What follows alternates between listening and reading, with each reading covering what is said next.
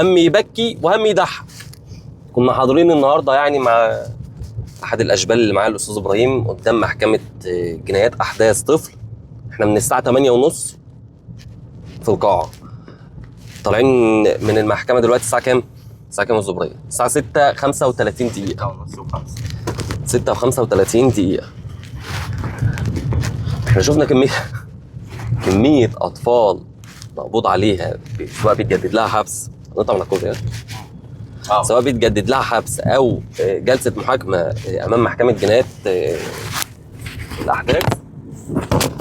انا شفت النهارده طفل انا ما عدتش عارف اضحك ولا ابكي عليه. الواد ولد حوالي بتاع 10 سنين كده، بس واد شبح، يعني هو شبح، هو متر.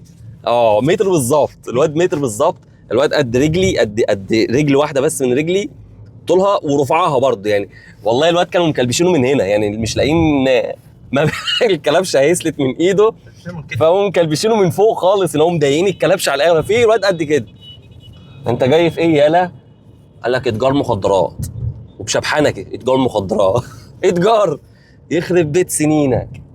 لقيت عيال كتير سنها صغير جدا، والرول قتل، هتك عرض، سرقه بالاكراه، لا يا باشا، خطف وهتك عرض ودعاره بنات تحت السن. انا يعني في حاله كمان الواد اللي هو 12 سنه ده اللي جايين فيه بيقول لك الواد بتاع القتل، الواد بتاع القتل. يعني الواحد ما كانش عارف يضحك ولا يبكي على الحال اللي الاطفال ده واصله له. معدل الجريمه بالنسبه للاحداث يا جماعه بقى خطير، يعني في منحدر صعب احنا داخلين عليه، ولسه اللي جاي اوسخ. يعني في العيال اللي طالعه، الاجيال اللي طالعه دي لسه اللي جاي اوسخ والله العظيم. احنا بنشوفها رؤى العين لان احنا في الغم ده يوميا، فلقينا ان الموضوع لا، في زياده وزياده خطيره وزياده رهيبه في معدل الجريمه في الاحداث في العيال الاقل من 18 سنه. في قتل. انا هوري لكم رول دلوقتي زي بتاع من الاجنده بتاعت الجلسات. هوري لكم كم قضايا القتل من العيال الاحداث متهمين في قتل. انت مدرك؟ اطفال 15 سنه و16 سنه وازيد شويه واقل شويه، كلهم اقل من 18 سنه متهمين في قتل، وكتير.